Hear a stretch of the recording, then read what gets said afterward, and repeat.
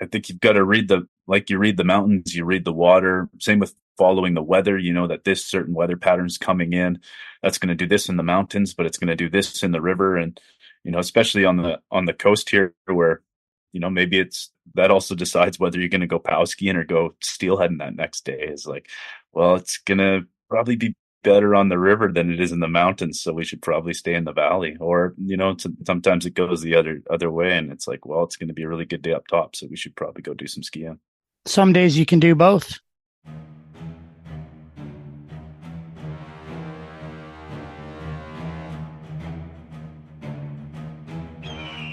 Welcome to In the Bucket, the podcast that explores the culture of spay fishing in the Pacific Northwest, a spectacular land of mountains and wild rivers where every cast has a story to tell.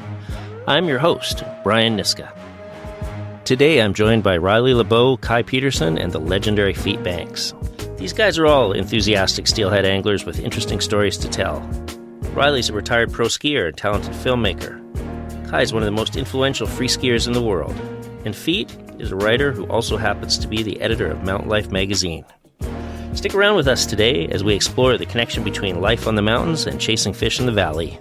These guys have some great insight for anyone looking to fish for early season winter steelhead. All right, let's get going. It's time to get in the bucket. I should tell the listeners, I was fortunate enough to host these guys at our lodge this past winter. Sometime in late March, the boys came up for what was supposed to be a bit of a ski/fishing trip. And honestly, it turned into more of a fishing trip. Riley, I think you're probably of the group, you're the guy with the most steelhead experience, aren't you?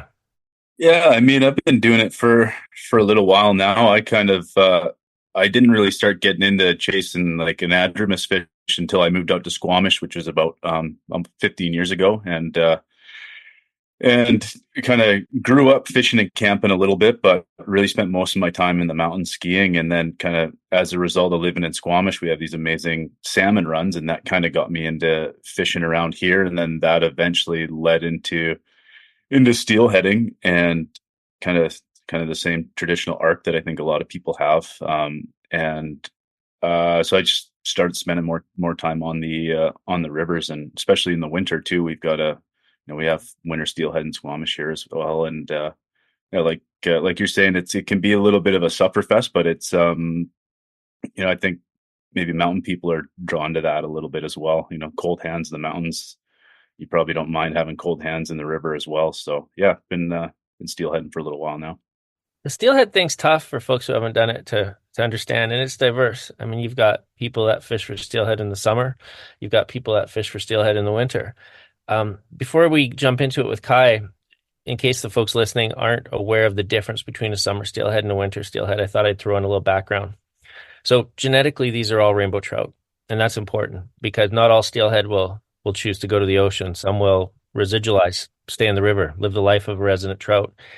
Now, all these fish, like any rainbow trout, are going to spawn in the spring. So in most areas, steelhead spawning is going to take place in May and June, just like rainbow trout everywhere.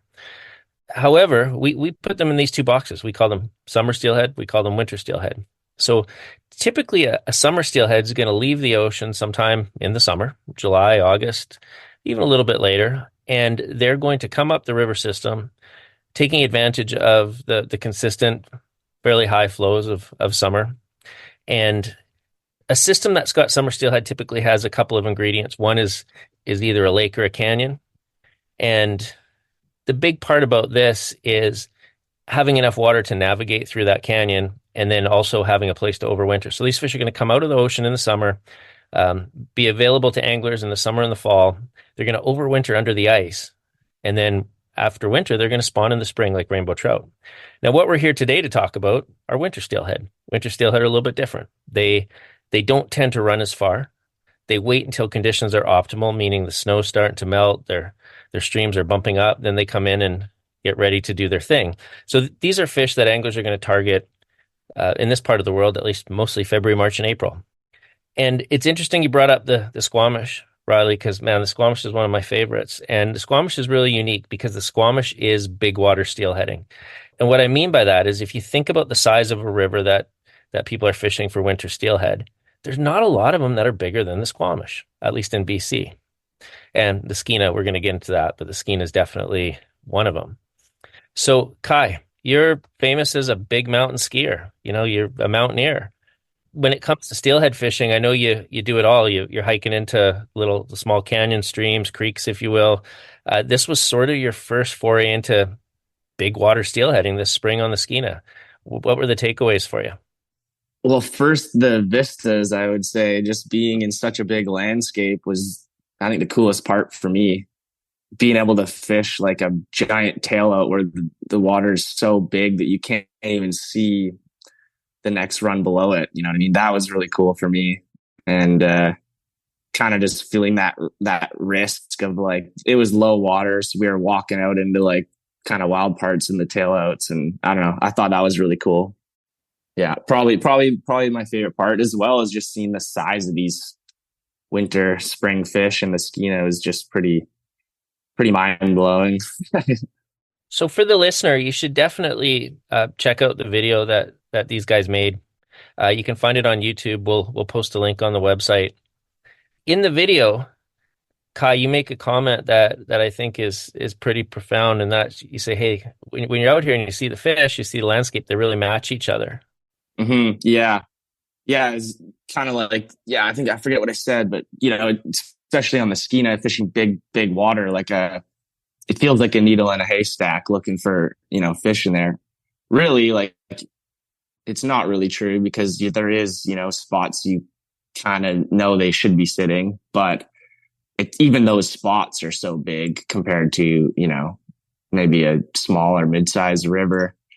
But yeah, it's like, when you do find a fish, it kind of makes sense. It's, we weren't finding any small fish. Let's put it that way, I guess, and then the mountains around you are all towering over huge peaks.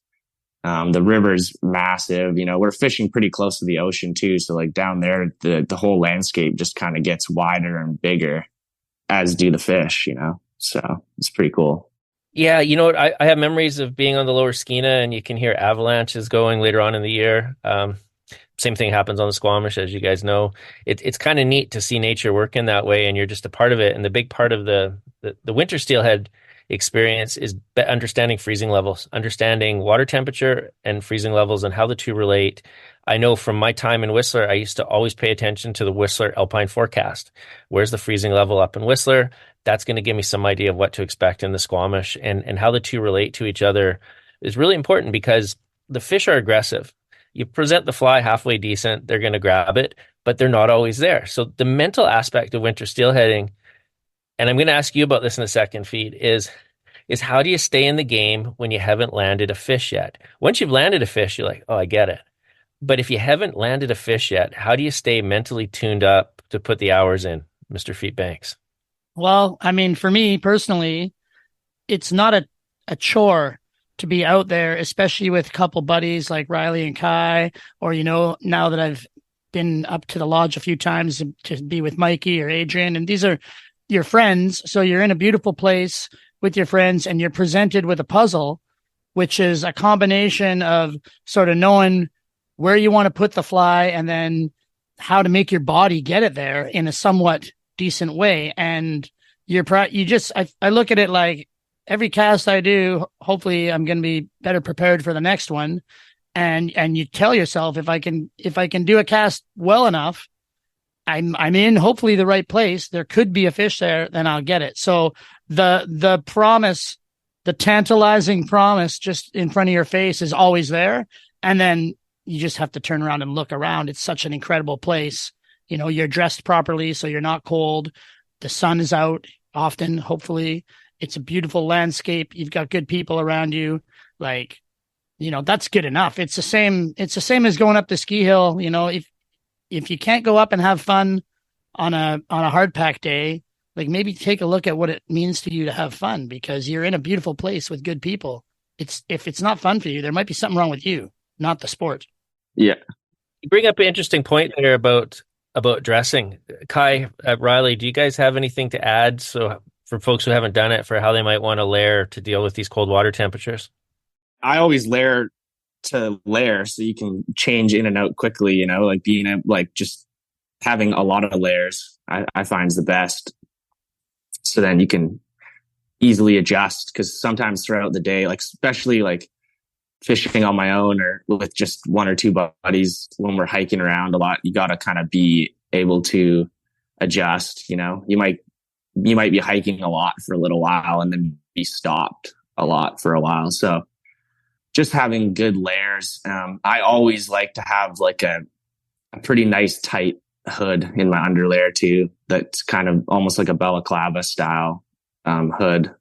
And then, that's my go. The hood is essential on the boat ride in the morning. That's for sure. That's the coldest part of your day, I think. Mm-hmm. Yeah. And like to what Feet was just talking about with the friends on the river things, like so key. And fishing that big water, what I've realized is I really enjoy fishing the big water rivers with more people. Like I'll fish small water with like on my own or with like one other buddy is usually best for me at least. But then I really like the like team aspect of going to these massive runs on the Skeena, and you're breaking it up. You got like 3 or 4 buddies, and you just walk into this massive run, like this small army of homies and friends or whatever, and just like pick it apart. Like one guy here, one guy there, one guy there, second, third guys waiting further out, maybe first guys fishing in close. You're just like, as a team, you're covering this like beautiful, massive piece of water, where sometimes fishing like these small steelhead rivers, like little coastal rivers or whatever, I'd rather go by myself almost, because there's like sometimes these tiny little runs where like, if there's a fish there, it's going to be one guy can easily cover that water, So I just thought that was kind of a interesting part of the Skeena, being able to go to a huge run, have a beautiful little fire on the beach, and just kind of like pick this huge run apart with a bunch of friends and like, have such a good time as a team. It's really unique experience. I think the odds are kind of stacked against you. So when you're out there with your buddies on those big runs, it's like any fish that someone gets or any grab, anything that's like a team fish. It's like for everyone's celebrating. If it's not on the end of your line, that doesn't matter. You're celebrating your buddy's fish like as much as you would your own. So it's definitely like brings in this team element, which you don't find a lot in fishing maybe. That's an interesting point. Riley, for the folks listening, you were the one that edited the movie, and as well, you were on the other side of the lens, catching fish. The team aspect that you guys just talked about really comes through in the movie, and in a very authentic way, because you just, just what was happening. And, that is kind of rare. There's not a ton of fisheries out there where, anglers are actually happy to have other people with them. It's sort of something we strive to do on our own, like Kye was talking with the smaller waters. Question for you guys. I want to really quickly go back to the cold, because it's something sort of a barrier of participation for a lot of folks with winter steelheading. They don't want to have cold feet. They don't want to have cold hands. We talked about layering. That's great. A lot of our clients at the lodge will show up with boot foot waders. Some of our guides will oversize their wading boot and use a product called a Bama boot. It's basically a similar thing to what loggers or commercial fishermen might wear under their rubber boots. And it's just something to wick away moisture and a little bit more insulation. Any of you guys have issues with cold feet in the river, and any pro tips for people listening on how to get the feeling back in their toes if they lose them? I'll go first and just say I like merino wool socks with a poly layer underneath. And that's it for me. Go ahead, Kye. I was going to say the same exact thing. I just always wear a thinner, like a poly sock, like a thin kind of ski sock. I would wear a thin sock skiing, and then I'll wear a thicker wool sock outside of that. So whatever boots I have, I'll make sure I can fit a thin sock under a thicker wool sock, and that really helps.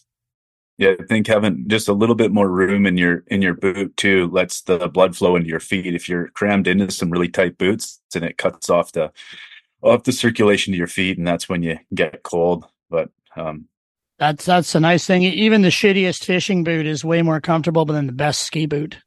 So I don't know if the guides did it for you, but a little trick that we kind of keep in our back pocket if people do get cold is you bring along a thermos of hot water. And you charge the people's boots for them by pouring hot water on them. And that works pretty good. Yeah, never done that. That's smart. Hey, this old guide tricks. There's a few of them, but the funny thing with the fire, you show up with the clients, they're worried about being cold. You build them a fire. Something about that gives them a level of comfort. But the real person who benefits is the guide that builds the fire, getting warm, building that fire. So, to me, if I think about winter steelhead fishing, man, there's always a fire there. And like you guys said, the camaraderie is cool. And I keep coming back to the movie because I think everybody listening should try and check it out because I believe it accurately captures the winter steelhead experience. But feet, still haven't landed a steelhead, but you've hooked them. I saw one. You saw one. You saw it up pretty close. To me, that's one of the best parts of the whole movie. You have this fish on. Spoiler alert, you lose it. The camera's right in your face right away. You've been working years to get this fish. It looked like you were a little conflicted there. What was going through your mind? Well, I mean, definitely when you hook a fish, you want to get as close as you can to it, right? You want to see it, you want to fight it to the shore, to the net, to whatever, and then let it go, right? And that's a complete experience. And so when it gets away, there is a bit of an incomplete feeling or a score unsettled. At the same time, like you said, I did get to have a good fight with this fish. I got a pretty good look at it in action. You can feel the strength. You can see the splashing. It's still a really incredible experience. And yeah, maybe I didn't get the obligatory Instagram photo, but we got lots of photos from that trip. And my fish was, I think, smaller than the guy's fish anyhow. So also there's a camera in your face. You're making a movie. It's best to put your adult pants on and maybe not just unleash a stream of expletives and foul language and stuff like that, right? That's part of life, and it's really part of fishing. If you were going to catch every single fish you hooked, I don't think as many people would fish, right? Like it's the highs and the lows that make it a real experience worth coming back to.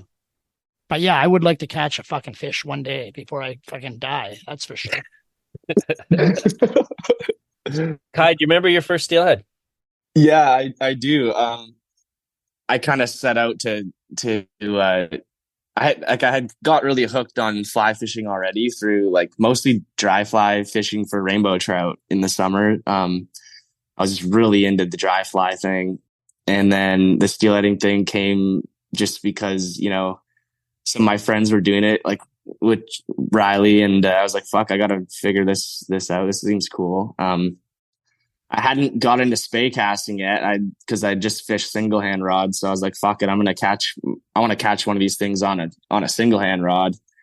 So I kind of set out in Squamish to do that, and I can't say I fished like a whole ton all season to try to get one, but I fished. Because I live in Pemberton, so it's a bit of a drive to go down to Squamish. I'd kind of go down for a couple days at a time and fish pretty hard, and just kind of tried to learn a few runs and figured like Riley and these guys had it pretty dialed. So I kind of learned a few spots from them, and then I'd hike around on my own and find what I thought seemed like good water as I learned more about them. A few older friends kind of mentored me and stuff like that too, a little bit. But yeah, so I remember those. I went down for a few days. I fished real hard, and that day, the first steelhead I caught, I fished all day, and I covered a ton of water in different parts in the valley. Actually, I kind of drove around to different spots and was just fishing a lot. And then it was sort of the end of the day, and I kind of had given up hope. Riley had already fished through this run that we kind of fish often. It's sort of a really good run that definitely holds fish, but yeah, I think he hooked a bull trout or something right before that. And I just showed up. He had already been fishing there for a bit. And then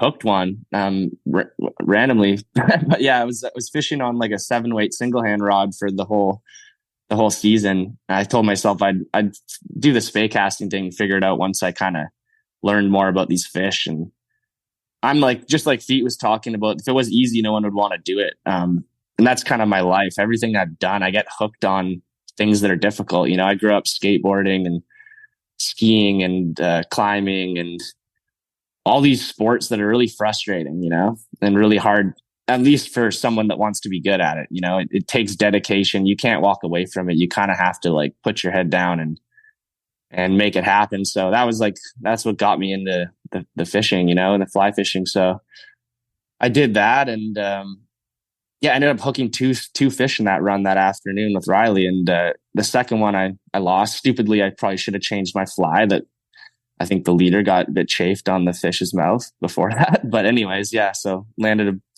beautiful little, I don't know, maybe 8 pounds at most steelhead, and Riley tailed it for me. It was pretty beautiful experience. That's awesome. How about you, Riley? Do you remember your first steelhead? Yeah, pretty vividly actually. It was I was fishing with my uncle, who was kind of like my mentor in fishing.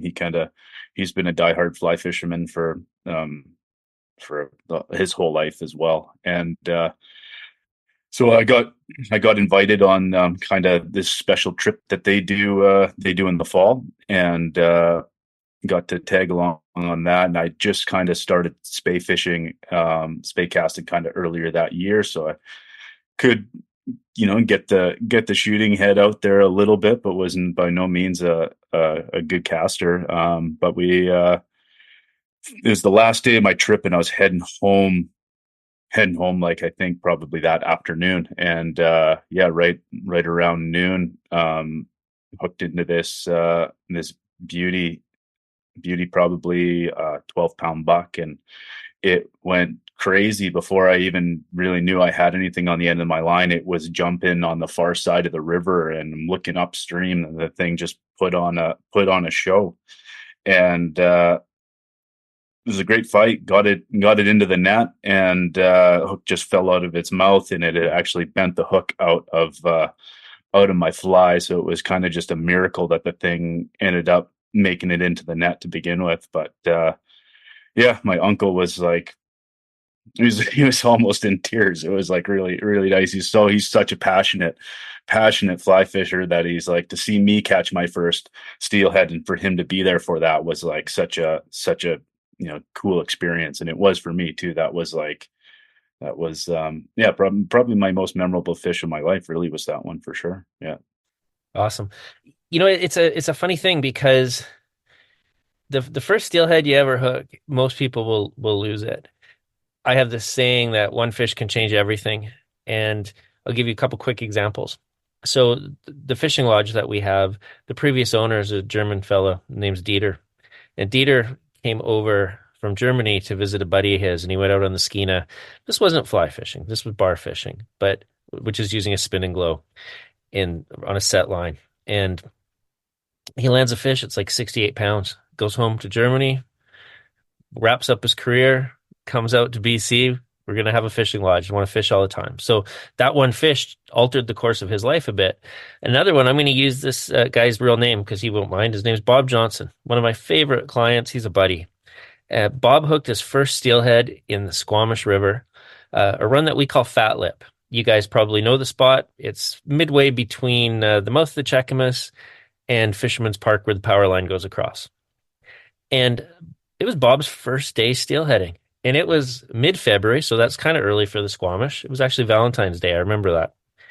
And it was a typical early mid-February day. It was kind of half rain, half snow. The snow line was about 200 feet above where we were fishing. Bob was not a quick study on the casting. It was a lot of work. And he got the line out there, and the current straightened it below him. And I'll be darned if 15 to 17 pound chrome bright steelhead didn't snatch that thing up from just below him, jumped up in the air so we could all see it a bunch, and then took off down the rapid below Fat Lip. And Bob wasn't sure what to do. So he cramped his hand on the reel, and the handle whacked him real good and almost broke his knuckle. So that was a memory for him. And that fish was gone. So there you go. And Bob much like feet, Bob put many, many trips and many hours in a variety of locations before he finally landed a steelhead. But now, today, Bob is one of the best steelheaders I know. So, you mentioned skateboarding, Kye. I wouldn't dare. I'd break myself. You can't dabble in skateboarding. Skateboarding is there's a level of commitment there that you don't find in a lot of sports. And I hesitate to call it a sport, because I think for a lot of people it's deeper than that. It's a mode of transportation for them. It's a way of life. I've never been a skateboarder, but I know that to become proficient at skateboarding, you're going to have some stories and some scars, eh? Yeah, for sure. It truly is a lifestyle. And I think there's like a saying for a lot of skateboarders that you'll hear. It's like skateboarding saves, I think it saves people's lives in a sense that they would have, if they don't have that kind of dedication to focus on, they might get sidetracked with other things that aren't as healthy, you could say. But yeah, like if you have to pay attention while you're skateboarding, obviously, and put in the time and the work. So in that sense, it's much like that. I would say similar to steelheading in a way, and as would say maybe the backcountry be, or riding in like really, serious big mountains where it takes time to understand and learn when those gates are open to allow you in, and how to read that terrain and stuff. So, and skateboarding, maybe not so much that, but more so gaining comfort and an understanding and feel under your feet. What are the neat things about fishing in general, not just steelheading, but fishing in general, is it works well in multi-generations. I don't know if that translates to skateboarding, Kye. You can probably skateboard with your kids, but I think there's not a ton of grandparent skateboarders out there. But you can be a grandparent skier and show the young whippersnappers what's up. And when it comes to fishing, man, you can fish right till the end.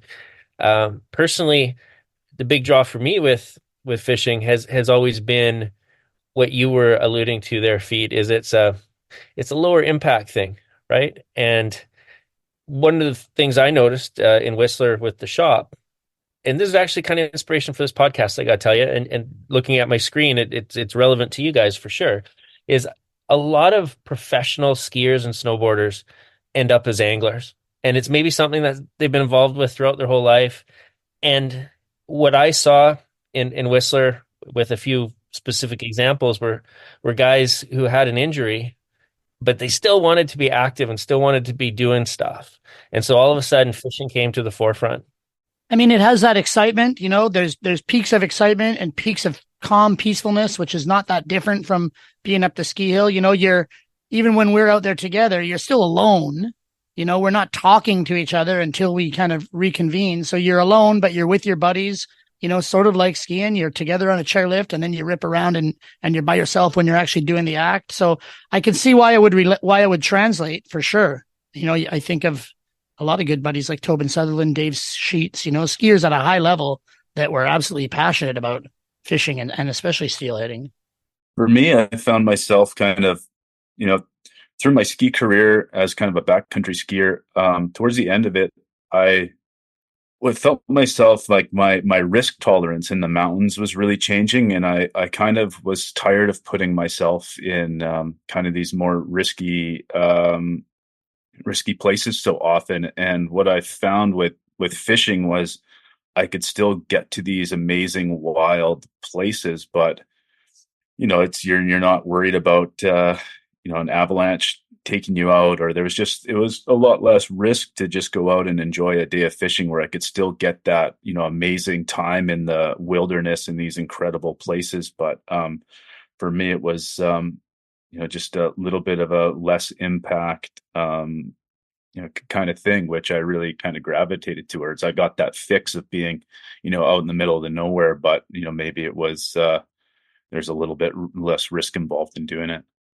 So one question I wanted to ask you guys as anglers and professional snow sports athletes, what type of experience from the mountaintop do you bring to the valley bottom that helps you as an angler? Well, I think for me, what sort of, it's really the similarities of like reading Mother Nature for me is what kind of got me, especially with the steelheading, but being able to read what Mother Nature's doing and kind of react to that to find these fish is really attractive. And I've always chased water my whole life. I grew up in the mountains or on the beach with growing up with my family. So I was always like surfing or skiing and or being by rivers. So learning to follow the water from, snow on a peak to a glacier to all the way down to the ocean is really, it's just fun to understand Mother Nature. And no matter what kind of fishing it is, it's like yesterday I was fishing in the ocean here where I am at right now, and it turns into like this. It's like, I never played video games, but I think it's like a real life video game playing with Mother Nature.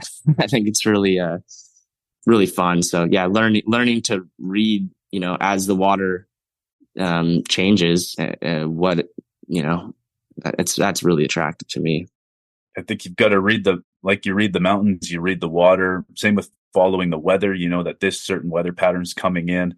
That's going to do this in the mountains, but it's going to do this in the river. And, especially on the coast here where, maybe that also decides whether you're going to go pow skiing or go steelheading that next day. Is like, well, it's going to probably be better on the river than it is in the mountains, so we should probably stay in the valley. Or sometimes it goes the other way, and it's like, well, it's going to be a really good day up top, so we should probably go do some skiing.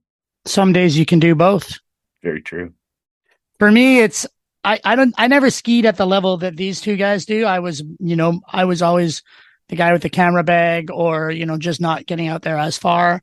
And the same with fishing. I'm at that point in my fishing career, long though it may be, where I'm still quite inexperienced. So I just enjoy, the trip, a fishing trip or a ski trip. You're going and you're doing something with people that everyone's carved out a time of their life to do this thing together. And it's a shared experience. And I don't fish alone that much. And part of that is because I still have a lot to learn, and I love going with people that I can learn from.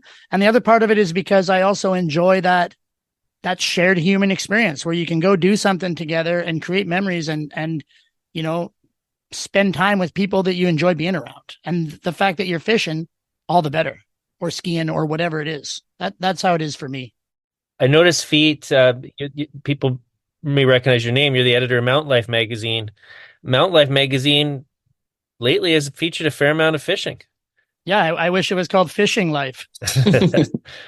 Yeah, that's definitely my fault that it's been featuring fishing. But as you said, a lot of the people that enjoy these other mountain sports, because you look at rock climbing or really high consequence skiing, or a bit also to skateboarding, or it's like Kye said, you're unlocking a puzzle, right? Here's the rock. What are the moves? What's the sequence? Here's the mountain. I've got to read this. I've got to understand what's going to happen if I go here. Here's the river. What's this water doing? What's the bottom look like? How can I tell what's underneath by looking at the top of the water? So you're unlocking all these puzzles, and the kind of people that's drawn to one aspect of that, I think, will enjoy all aspects. So the fishing fits right in. There's definitely, I get letters for sure about the ridiculousness of catch and release fishing and how you're just torturing fish and all that kind of stuff. And I always just reply, like, you sound like you need to spend more time fishing. Yeah. I think there's like fish, when people ask me like, why is it you like it, or you're so into it? It's, it's kind of a hard thing to answer to someone that doesn't understand, especially when they don't understand like fly fishing, the difference in different styles of fishing and whatnot. But it's like Feet said, it's like unlocking this puzzle, but it also like unleashes so many different emotions, like there's not just one reason I do it. There's like so many different emotions and feelings that go along with it. And so many, it's, a physical, mental, maybe spiritual journey, all of it, so yeah, there's a million reasons why people like to fly fish, I believe. Yeah, and people have been fishing for about as long as there's been people, so that plays a role too. This is something that as a species we've pretty much always done, and you're tapping into a little bit of that, and then standing in a river, that's been there since long before any of us were alive or any of our ancestors were alive, and is going to be there long after. There's this vast sense of being in the flow of history and existence and reality. And I know I like that. Yeah.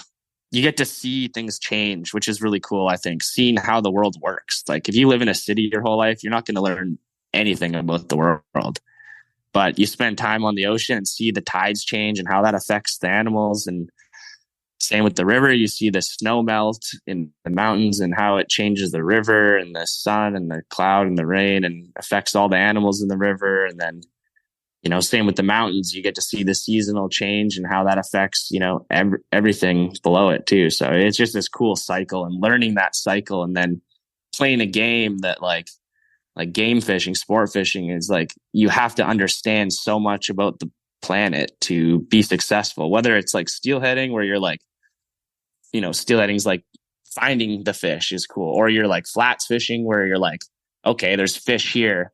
How the frick do we sneak up on these things? How do we hunt them?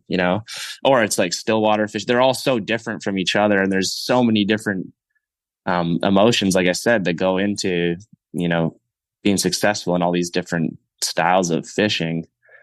I think it just becomes addicting trying to understand Mother Nature and yeah, that's what it's all about. And one of those emotions is frustration, right? And frustration is good for you in the long run, especially if you can overcome it and then get a reward. And you can't discount luck. Yeah, totally. I was saying it comes from Brad Zerip, but it's regurgitated all the time. I tell the clients, I'd rather be lucky than good, because you can't discount luck. And that's the sense of humor with steelheading is Bob Johnson's story. He doesn't know what he's doing. Hooks beautiful fish, people fish years to catch. It's good to be lucky. Yeah. Yeah.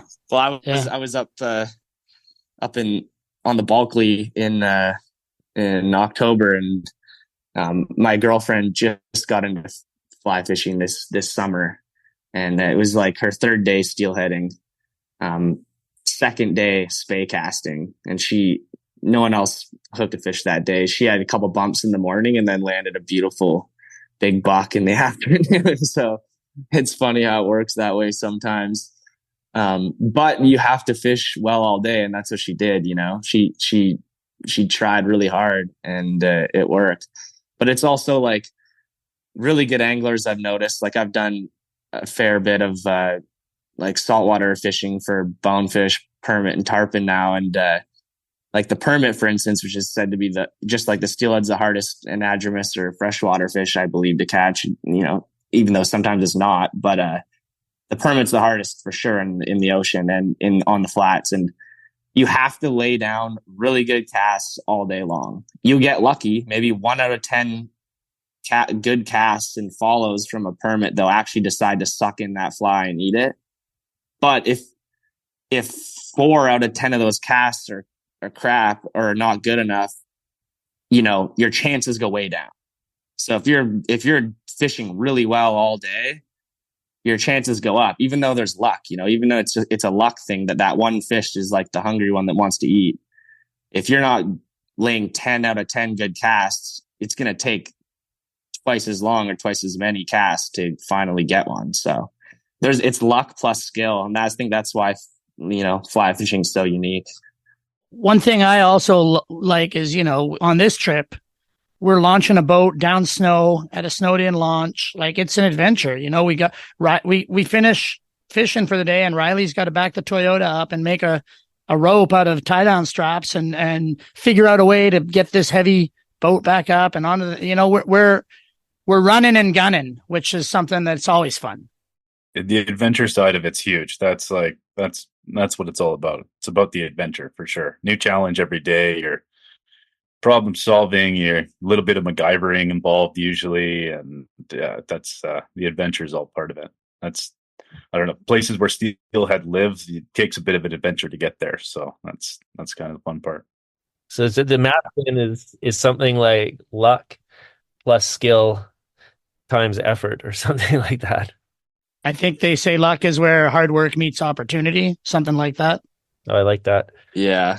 Riley, we talked about Toyota there. I know Toyota was one of the sponsors of the film, and you yourself, a Toyota driver. What can you tell us about Toyota and why they would want to, promote fishing?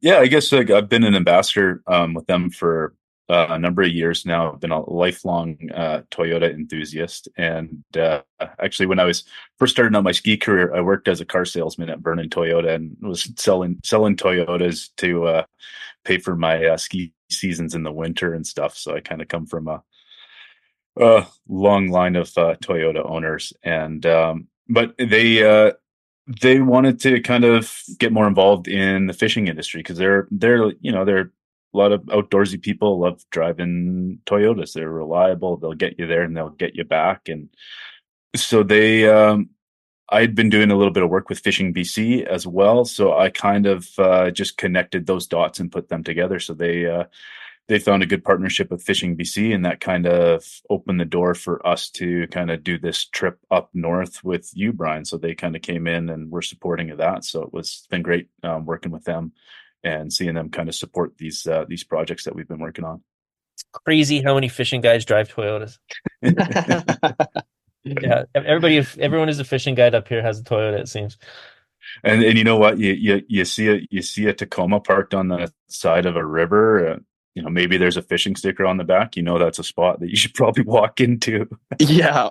Yeah, don't put a sticker on the back of your truck. That's how I found lots of spots on the Squamish River. Was just like, oh, I know that guy's a guide, so there's probably a decent spot if I walk in here. Yeah. Everyone's got a Tacoma with a whatever steelhead sticker on the back of the window. It's funny. And then they get protective about their spots. But yeah, it's funny. You should probably not put that sticker and park right in front of it. Brian, do you see that up there where people are protective of their spot, or up north it's big enough, there's enough space for everyone? You know what? The funniest group of people up here, Feet, are the ones that aren't from here, the ones that moved here. I guess NIMBYism or whatever you want to call it. But the truth of the matter is northern BC, man, it's got so much space, so much opportunity, so few people. Terrace has 12,000 people. Smithers is less than 10. It's kind of like the Squamish of the north, but minus Vancouver. And I know from my time in Squamish, that was always sort of the funny thing. So, I was living in Whistler and fishing in Squamish a lot. And when you're in Whistler, as you guys know, and we've talked about a bunch already today, the mountain tells you what to expect in the river. So when you're in Whistler, you have a pretty good idea of when it's time to make the drive to Squamish and do some fishing. For whatever reason, a large component of that Vancouver angling community is very reactive. They want the people at the fishing store to tell them that it's been good before they make the drive. They're not willing to, for whatever reason, bird dog it and get out there early. And my best memories on the Squamish, and we've been up here since 2015, so it's been a while, but my best memories of the Squamish are those days when it's either blown in the morning and coming back in the afternoon, or it's on its way out and you manage to fish the lower river before it goes completely chocolate milk. And there's not a lot of people out there. Usually it's raining sideways. That's my best memories of the Squamish, is being out there in the inclement weather with a ray of hope that something good can happen. I do want to ask you guys, especially you, Kye, and also Riley, Feet, by all means too, but thinking about, multi-sport type trips, have you done much of that? Do you have much planned? I'm talking about stuff where you're going to ski and fish in the same day, or maybe it's surfing. Who knows? Tell me what you're thinking of. I mean, yeah, for sure. I think the adventure aspect of all of those is what drives me. I guess, yeah, there's those people like you're talking about in the city that maybe want to just be told that it's good and they go. For me, I'd much rather, I think from what I know, I think that's kind of how the whole steelheading thing originated from the beginning. It's because it's that adventure. And, having to read the Mother Nature, like we talked about, is more interesting to me. So I think if you can connect both, it's really cool, obviously. So yeah, I mean, this spring, I want to make it back up in March, April, up to your neck of the woods and try to line up good conditions for both. It's like, if it was good all the time, it wouldn't be as fun to try to seek those moments. It's like if every wave in the ocean was perfect, I don't think it'd be that fun to go surf. Or if every day was a powder day on the hill, I don't think powder skiing would be that unique, or catching a steelhead for that matter. So I think for the rest of my life, I'll always be driven by trying to find that perfect wave or that perfect run or that perfect powder day. And yeah, I think you probably already know I'm pretty jazzed to make it back up north in the spring and get some really good powder skiing and and steelhead fishing together. And I'm actually in Hawaii right now on the North Shore. I didn't come here to fish or surf. Really, I came here just to kind of get away for a quick little bit before winter kicks off at home. But while I'm here, I end up trying to find big bonefish once in a while, and surf in the same day often. So it's a driving force. It's like in the skiing thing too. I've been doing it for so long that I've always looked up to guys like in my dad's era that kind of discovered all the things we know today in backcountry skiing, or not all, but a lot of, particularly in from Whistler to Alaska, and it was really an adventure for them trying to be the first to ski these places and uncover these locations. And Riley knows I'm always like driven by that, trying to I don't want to go ride the same thing in the zone that everyone's filming at every winter in Whistler. So I'll often be like walking or sledding or whatever to like around the next corner, trying to, find the next pillow field in the woods. And it's the same thing with fishing. I'd much rather go fish a river that I have never fished and try to figure it out. And, maybe like this past summer, I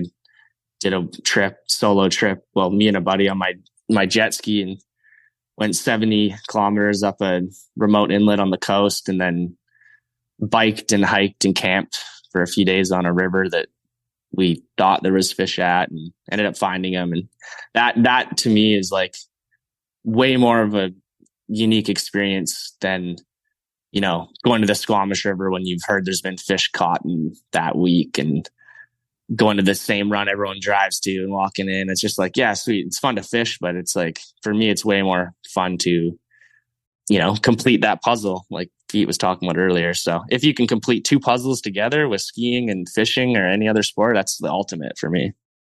Riley, you and I have kids, so, we have to be a little bit more precise with our trips and our plans. What do you think? Are we all going back up north this spring or what, boys? I think I could find a way to justify it for sure. Yeah. I'm just worried that my boat trailer will make it up there. That's right. You've got a boat and a jet now. Yeah, it's old, but it goes. That's good. I think we got to do it. I think it hinges on Brian. We'll camp in the yard. Just let us use the hot tub. We'll be the Skeena scoundrels. You guys are always welcome. Speaking of skiing, when we did the movie, and I reached out to you guys and said, hey, I'd love to get you up here. I was really enthusiastic on the ski side, because for me, making the move from Whistler up here, I kind of figured my skiing days were done. And then, having children, priorities change a little bit, and I'm not looking to make the raddest turns I've ever made at 50. I am more looking at this as something hopefully I can do for another 20 years till my kids can surpass me at it. But from a skiing in the North standpoint, one thing I really found was that the ski community here is pretty spoiled. Very, very, very set on powder skiing. Days when we don't have fresh snow, you don't see a lot of people up the ski hill. Backcountry skiing is a big part of it. You guys did come up and do some skiing when you were here up at Shames.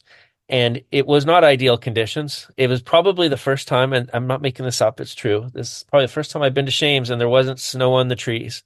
It was in a sort of not quite bulletproof, but very firm pack type conditions. But I think we still had a good time. Any thoughts, you guys, on skiing in the North? It's sick. The mountains there are epic. Like, Brian, we ended up catching steelhead within sight of the ski area, which is pretty wild. So to be able to like ski powder 7K from where there's fish is pretty unique.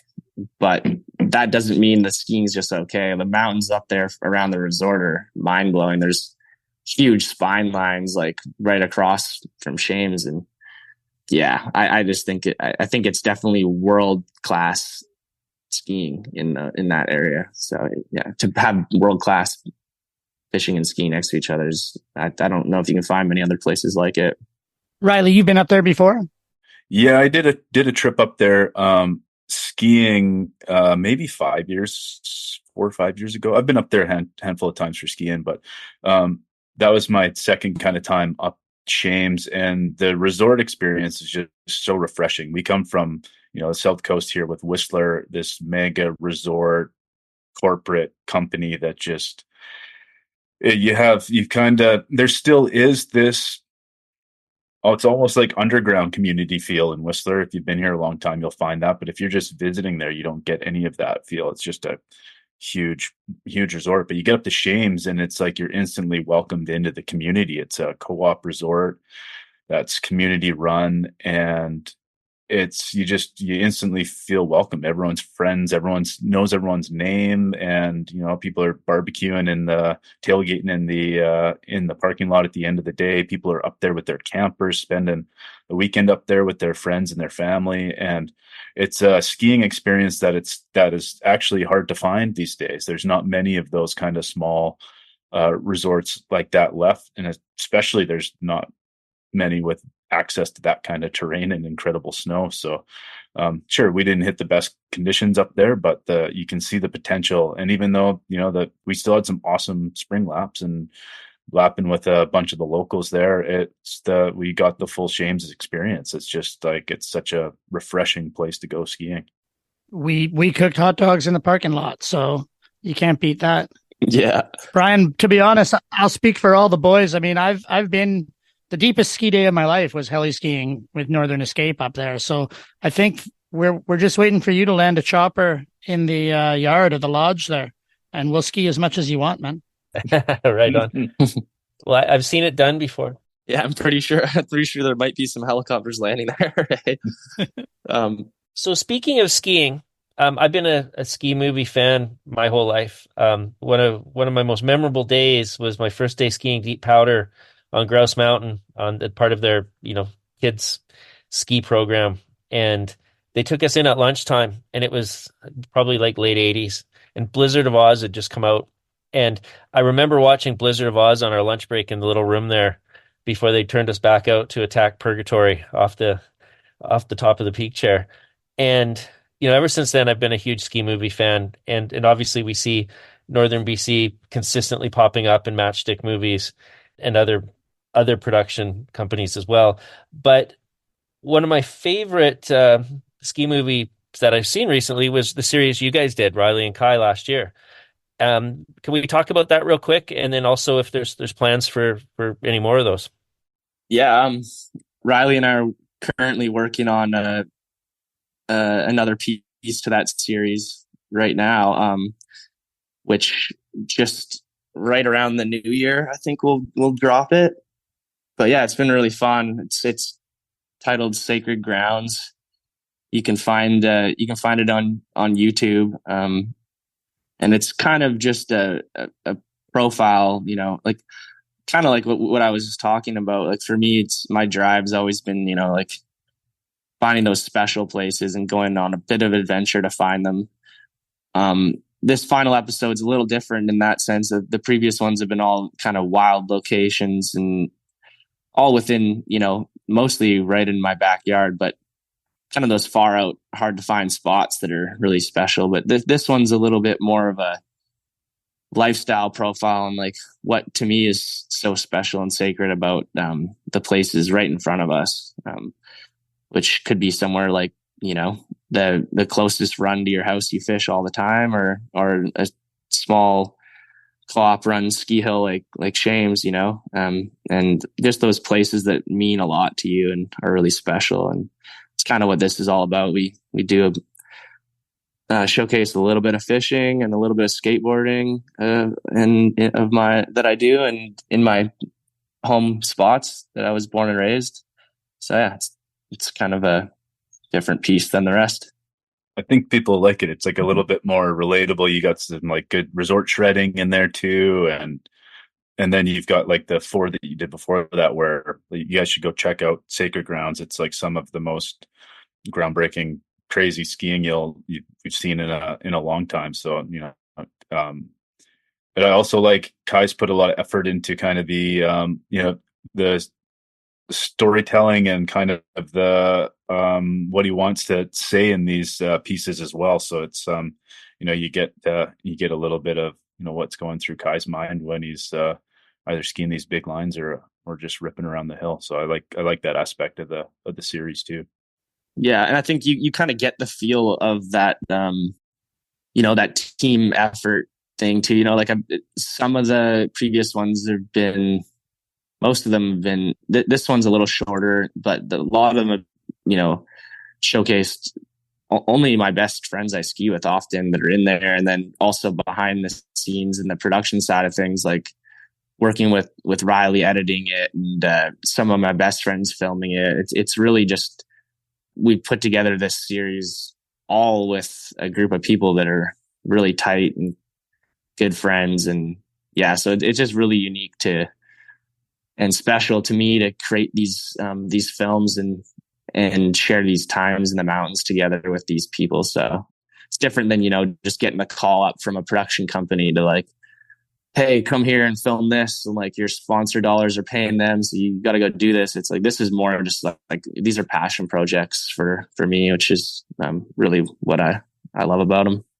And that's what makes them watch, so much different, unique. I mean, I'll say better, in my opinion, than a lot of the other stuff out there, right? Because your heart's in it. It's not a job. You're not doing this as a job, right? You're doing this because it's an experience that you're having and you want to capture, and it's with people that you care about. Yeah, I think we'd get burned out on it a lot quicker if that wasn't part of the whole deal. Ski movies, and we're a long way from fishing right now, aren't we? But ski movies are important because, they get you excited, they inspire you. But it's the story aspect versus the music video style that really gets me. And I think that's why I really enjoyed the series you guys launched last year. Feet, I really enjoyed your ski movie too. I haven't watched it for over a year now, but it's definitely a standalone piece. It's definitely music video style, but it's from the year 2000, right? So that's the way we used to do it. I wonder though about fishing movies. I don't watch that many. I watch almost no ski movies except for Kye's and Riley's. I don't watch any fishing movies really. I just don't seem to have them in my life. But is there a danger, Brian, with fishing movies where did they ever go into that music video style, or were they always more story driven, and location driven? All right. Well, I remember the first time I talked to somebody who was making a fishing movie. Now, he didn't make the first fishing movie, but he was darn close. The gentleman's name is Tom Bai. If that sounds familiar, it's because at one point he was the editor of Powder Magazine. So there's a tie-in.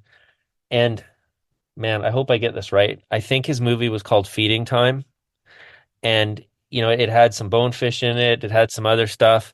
And Tom went off to start a magazine, which still is one of the best fishing magazines. I don't know if it's being produced still, but, it was, hopefully it's still being produced. It's called The Drake.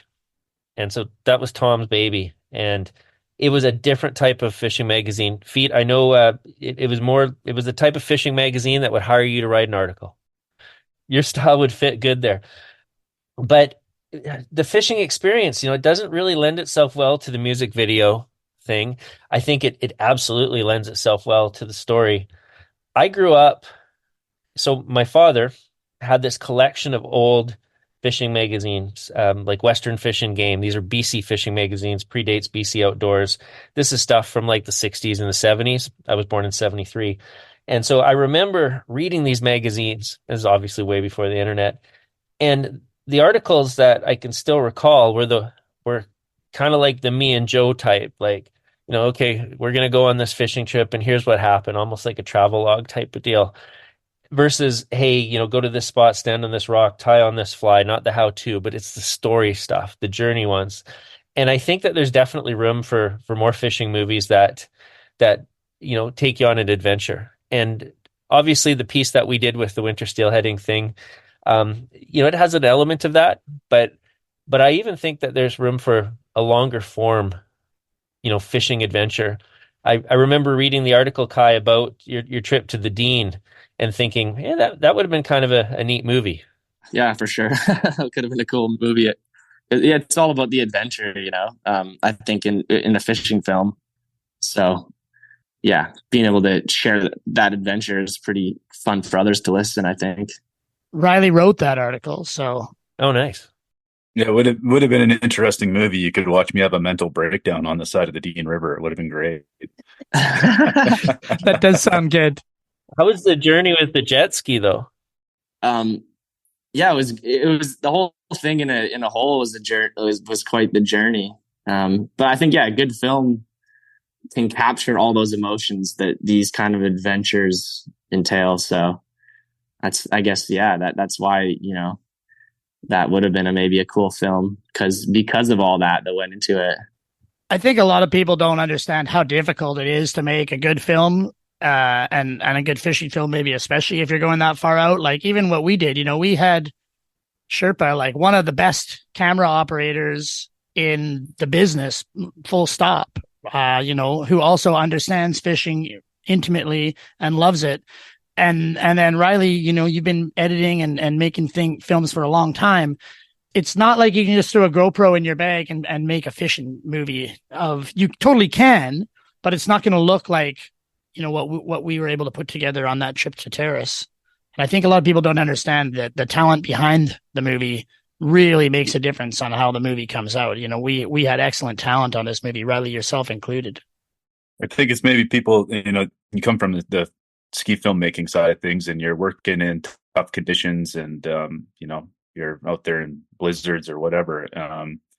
So those are the kind of the skills that lend themselves to the fishing filmmaking as well. It's just kind of skills you build over your career, I guess. But yeah, we totally had some great people. That's not to say you shouldn't throw a GoPro in your backpack and go make a fishing movie. Like you definitely should, but it's not going to look probably like Sherpa shot it, right? Or like you edited it. Like these are professionals at the top of their game. You got to grow into, and that's, why for me, I used to make movies and now I don't, because they never look as good as I want them to look because I can't afford a professional cameraman or that kind of thing. And because there's no way you're ever going to top heavy hitting there. It's like, I guess you peaked a little early. Well, we watched that Bigfoot movie. I did. I peaked. I don't know. I don't know when I peaked, but I'm sure that it's happened. Yeah, I think sometimes people just walk into sharing this like amazing vibe, and but otherwise it's pretty difficult to capture the true essence of all those emotions and the vibe. You guys obviously put a lot of passion and emotion into that film, Parental Advisory, and it shook the world. Like I was, Feet knows I was, that movie changed my life for sure, along with many others. And sometimes it's hard to recreate those for sure. But even like the GoPro thing, like it's definitely sick to go film whatever and do that, but it's pretty hard to capture the real essence of what those adventures are like without the skills of a solid team. Yeah. And proper microphones and all that stuff, right? Like, but maybe that's part of the beauty, and that's why it's maybe that's why there's not as many people doing it, is because it's difficult and people would rather just go enjoy the experience for themselves. Which, don't get me wrong, I love filmmaking, but I love even more just going out and doing that stuff with my friends with no one to watch it at the end of the day. No camera bag on your sure. backpack. Yeah, big time. I think you gotta do enough of that as well to even have a chance at trying to capture it for other people to see. The one of the best parts of that movie is Feet, when you've got your fish on and Sherpa's running down the bank with the camera. Yeah. It's not a set up perfect shot. He's just capturing it like it's happening. And it really puts you in that moment. And it was very relatable for me because sometimes as a fishing guide, you're not right next to the person who has the fish on. So you want to get there as quick as possible. So you grab the net and you just run and go for it. And that sequence there really captured the camaraderie, the team part of it. Everyone's equally stoked. And as a father, I think that as my kids get older, when they catch their first steelhead on a fly, I'll probably think that's the best fish I've ever seen. Yeah. Yeah. That makes sense. I thought Kye and Riley caught some pretty nice fish on this trip though. But Brian, my kid caught a steelhead on the bar rod with you without even trying and landed it like a pro. It's the first time he's ever landed a fish bigger than, 2 or 3 pounds. And yeah, the fact that he could do it without even really giving a care at all about fishing just rubs salt in the wound of me when I lose big fish after years and years of toil. Your dad was stoked though. I remember that. Your dad, No, I was stoked. That picture's on my fridge. That's a nice looking fish that kid caught. dude, that was a beautiful steelhead. Do you think steelhead can sense desperation on the end of the line? Yeah, I think they can, especially the females. You bring up a point, Riley. I can tell you that I've never seen, there's a few things that clients will do that kind of annoy you. They don't have to be clients. It could just be people. Uh, Two of the top ones might be people who wear cologne on the river. Another one might be people who wear earbuds on the river. But the one that really drives you crazy is the dude who's standing there going, "Man, I need a fish. I need a fish." Just shut up. That guy's never going to get a bite. I've never seen anybody say, "I need a fish," and then get one. I can't explain it. I don't know why it doesn't happen. Whereas the happy-go-lucky dude who's confident but doesn't feel that the river owes him anything, that guy will find a fish on whatever fly you tie on. But yeah, the "I need a fish" guy just never gets one. Yeah, it's funny how it works in a flurry like that sometimes too. You have a run of time where you are landing fish, and then you lose a few. Like I had a bit of a streak this fall, and you start losing a few, you start overthinking everything and wanting to fish more, and it just gets harder and harder when that happens. It's always when you get into a flow and you're just in that kind of meditation mode of just going through the steps that all of a sudden you get one. But whenever you want it too bad or you try too hard, it doesn't seem to work as well. The other one that's really cool, and this might be, we talk about the anticipation of going fishing. We talked about the anticipation of getting a bite when you're out there. But, I love it when someone's telling me their fishing story and they're like, "Man, I felt like I was going to get one there." And because I can kind of rationalize that. I can say, well, you probably felt that way because of the way the line swung. You were in the best spot. The fish felt the same way. That's it was there. But that feeling of being in the zone, that confidence, man, that's just so key. Yeah. Yeah. I think that lends to that consistency too, which is what leads to success. Yeah. And I think having the right owning your own gear probably helps too. Like for a few of those first years, Brian, I didn't have a spay rod. The only time I spay cast was when I was up on the Skeena with you guys. And by the time I get back there a year later, I don't even remember really what I'm supposed to be doing with it. So it was like starting from zero every single time I went fishing. And that makes it more difficult for sure. Whereas if you get yourself some gear, it doesn't have to be the best gear on earth, but as long as it works, then you can get out and practice and you're going to enjoy the practicing. You're fishing, right? It's fucking one of the best things you can do. And then, by the time a big trip or, the trip of a lifetime does come up, you're that much more ready and you're going to probably have a way better time.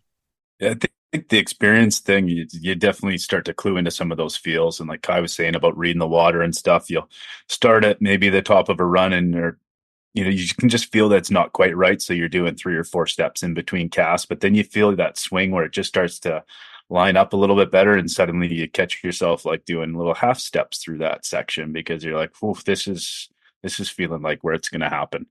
But it was, I don't know, for me, it was a long time until I kind of felt that feeling kind of, it's almost subliminal or just subconscious, I guess, that you feel like, oh, this could be right. But I think it just comes with time. I think a product of that is when you're carrying that confidence with you, you've had a few fish and you expect every little bump is a steelhead. Then you have the confidence to repeat the cast, to maybe change a fly, to just move, like you said, slow it down, give that piece of water a better soak because that weird little bump you just felt, that was a fish versus the guy that doesn't have the confidence who thinks it's a leaf or a trout or what have you. Kye, what were you going to say? Oh, I think I was just going to say how the feel thing, steelheading is so unique to all other types of fishing in that sense, where there's so much of a feel thing that goes into it. But yeah, and to what you were just saying, like one of my best friends, who's the best steelhead guide I know, every fish is a steelhead. Every bump's a steelhead. That confident, I think that's super important. And he's always like, I'll be fishing with him like for summer runs or whatever, and he's like, you see a little bubble or some fish rising. You're like, looks like a tiny little 2-pound trout. You're like, he's like, oh, whatever, steelhead rolling or whatever. Like something rolls on his skated fly, and it's like, you're like, like that was a tiny little trout. And you're like, there's no way. Sure enough, 5 minutes later, he hooks a big steelhead, and you're just like, what the hell? But he's always got that mindset that it's like you say, that every leaf or stick or bump is a fish, and I think that goes a long way in that the mental side of it, which leads to success. Optimism is the foundation upon which good times are built, because often you're suffering. Yeah, you need to be optimistic when you're winter steelhead, for sure. And patient too. And that goes for the mountains too, right? Like, I think that's where steelhead, like our fishing and skiing really collide, is, you have to like believe that day is going to line up where that face fills in properly, and the sun's in the right place, and the avalanche conditions are settled, and so like, you have to have that drive and belief that it does come together, and when it does, those are the best days of our lives. Nice. Well, guys, I think that's a great way to wrap up our chat. I will put the link to the new Sacred Grounds episode up on our page. I will also put a link to the Skeena Steelhead movie. Before I let you go, Feet, how can people find you online? You can go to the magazine Mountain Life media.ca. That's the best. I'm the editor of the Coast Mountains edition of that. We're coast to coast.